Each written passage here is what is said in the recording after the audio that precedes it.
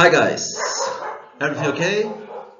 So we are here for one more class. As you can see now, we have Unit 12B. And Unit 12B, our special topic, our main topic will be reported speech, yes? But before talking about reported speech, it's important to know a little about those verbs here, say and tell. These are important verbs to use during the reported speech. But as we are talking about those verbs, I decided to tell you a little as well about the verbs speak and talk, because this is something students confuse a lot. Say, tell, speak, and talk. So let's take a look how to use those verbs, if they are more formal, more informal, and in which situations you can use one and not the other, or you can use both as well. Yeah? So the first topic I have is that if you are confused about when to use the words say, tell, speak, and talk in English, no problem. We'll learn the most common expressions and idioms to demonstrate the differences with real examples. Ready? Let's get started. So, when we use say, the first verb we have here is say. Guys, don't use an object. This is really important, okay? Don't use an object like me, you, them, etc. The verb say is used when we quote people directly and also when we give instructions. We have some examples here so you can understand better. Amelia said she would be back soon. The weatherman said it would rain today. I won't say this again. Will you please get ready for school now? So we have to pay attention here. We have the verb say and we have a pronoun. But be careful, guys, because this pronoun here is not an object. This is subject. Why is that? You will understand very easily this information here.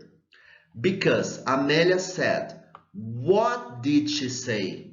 She would be back soon. So you have a second clause. That's why it's not considered an object. And then this way you can put. Just to help you a little, when you are in doubt if you can use or not, you put here a word that's very important and we may get confused with that. The word that. Think about that. Amelia said that she would be back soon. Perfect. But you can omit that. It's not necessary. So just Amelia said she would be back soon.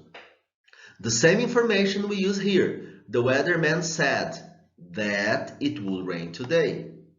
I won't say this again. This is to quote, to give instructions already. Yeah? So will you please get ready for school now? Say can also be used to express an opinion or a thought. Take a look at the example. I say we should give each person 20 tickets each to sell.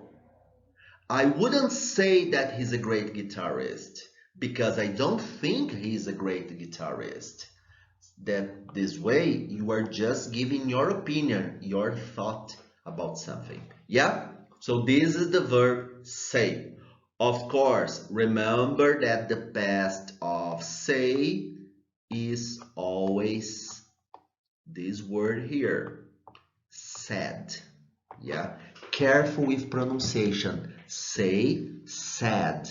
Or if you have the third person, then you have says. Yeah? Don't say says. Don't say said. It says, third person, or said in the past. Right, guys? No problems? So far, so good. Yeah? What else? Now we have the verb tell. When we use tell, we have to include the object immediately after the verb. Take a look. The verb tell is used when we say something to someone that's important and is commonly used when giving an order or an instruction. For example, we have there, I told my son to brush his teeth. So who did you tell? You told your son. The teacher told the class to do their homework. The teacher told. When you tell somebody. So the teacher told the class. You forgot to tell me to bring my swimming costume because you tell me, you told me. Tell is the present, told is the past. That's the main difference between say and tell. These two verbs will be important when we talk about the reported speech ideas. Yeah? What else we have here? Tell. Tell is also used to instruct or inform, and when the receiver of the information is included as an object of the verb. Don't use for quotes, guys. For quotation, you don't use tell. You have to use say. Examples. Has she told you the good news yet? Please tell us your name and occupation. Or the police officer told him to stop. So look here, don't you say that. The police officer told him, stop. No, this is wrong because it's a quotation. Quotations don't use tell. That's it, no problems. So tell and say are important for the reported speech, which will be our grammar topic in our next class. But as we are talking about those verbs that relate to communication, I decided to show a little about the other two verbs, speak and talk. First, the verb speak. We use the verb speak when we are in a more formal situation and we want to emphasize that something is important. When speak is used as a noun, it takes on a more formal tone than when we use talk. Example, you have to say, give a speech. That's more formal than give a talk, okay? Both are possible, but give a speech is more formal than give a talk. Examples, we need to speak about your attendance this term. That's much more strict, it's stricter, it's stronger, it's more powerful. John will be speaking at an international conference next month. That's more prestigious than give a talk. It sounds better. So in this case, we use speak instead of talk. But the main use of speak is like that. When you describe the fluency or knowledge of language. You speak Portuguese, you speak English, you speak German. As you have here, he speaks 3 languages fluently, German, French, and Spanish. In this context, it simply means that the person knows the languages. It doesn't refer only to spoken ability. It means that they understand that language. Yeah? And we use the verb talk when we are in a very relaxed situation or when we are among friends in a conversational talk. That's why the examples are, sorry, who are you talking to before I interrupted? I was talking with my mom the other day and we decided that. Oops, observation guys, here. When you talk, you don't talk to. You have to talk, you don't talk with. You have to talk to. So I made this mistake here purposely because students usually say talk with, but you have to talk to somebody, okay? Talk to before. Then I'm chatting, okay, because chatting is informal. Then you can say, I'm chatting with my mates, I'm chatting with my friends over a cup of tea. So this is very, very informal.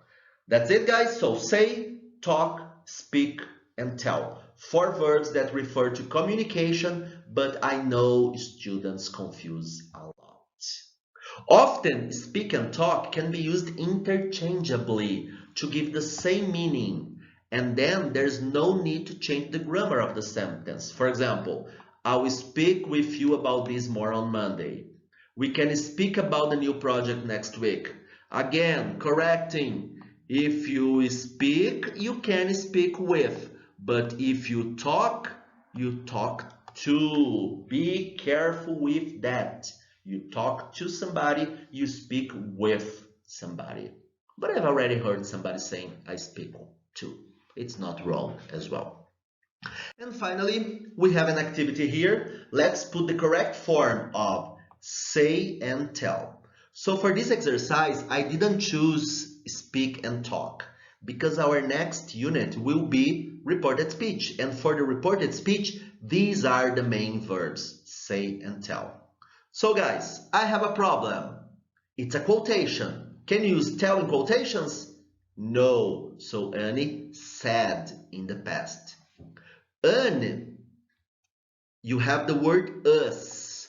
You tell somebody. But in the past, Annie told us she had a problem. Lisa, remember when you separate the clause? So Lisa said that she was leaving her husband.